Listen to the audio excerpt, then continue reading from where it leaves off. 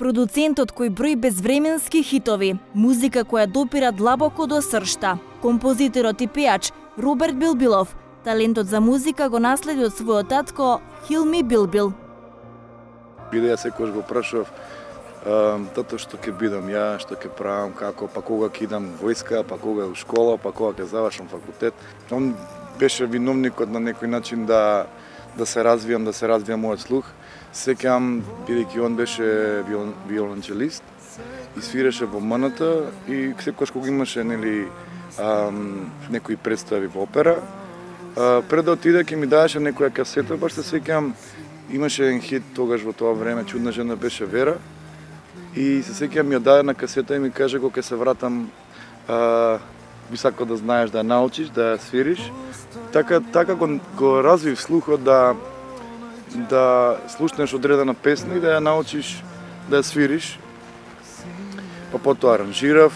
На некој начин се тркав со него, бидејќи он навистина беше голем автор. Секое 15 годишно дете ги памети школските денови од средното образование, но и дружбите со своите врсници. Додека за Роберт овој период беше трагичен со смртта на неговиот почитуван татко Хилми. Па ја бев многу, некако да кажам, свесен и спремен за најлошото, бидејќи таков сум ја секогаш. Во животот има две опции, добра или лоша. Која беше причината?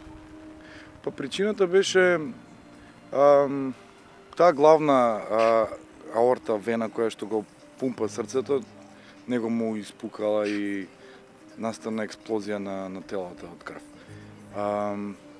Така да, тој првиот напад кога се случи, да речеме, он беше 7 дена во болница на апарати. Некоја интуиција моја, најверојатно, веруваше дека нешто може да се случи и некако бев спремен, бидејќи имав доста луѓе околу мене, чичковци, пријатели на татко ми, кои што ме спремија на некој начин дека може да се случи најлошото и дека треба да бидам на некој начин јас тој кој што сега ќе треба да го одржува семејството и слично.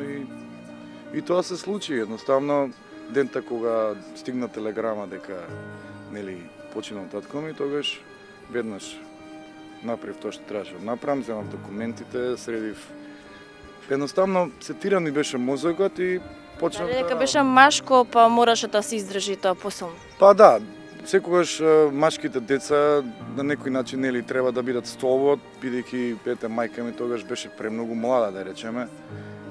Сестра ми исто така и едноставно си ветив дека ќе го продолжам през зимето, ќе го направам гор.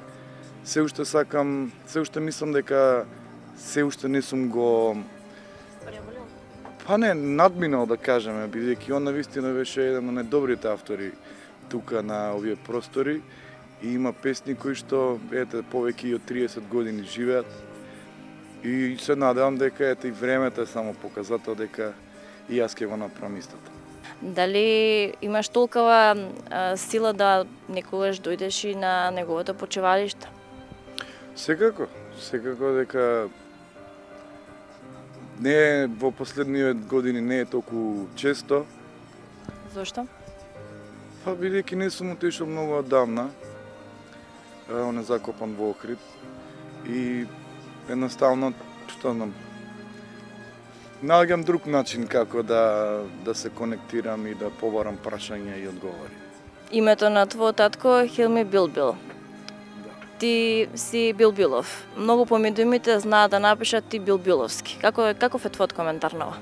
Па добро, ја бев исто Билбил до 4-то оделение и кога решивме да се селиме на некој начин во Австралија и бидејќи чичко ми кој што живее во Австралија, он е Билбилов, а ние Билбил. Направена е грешка уште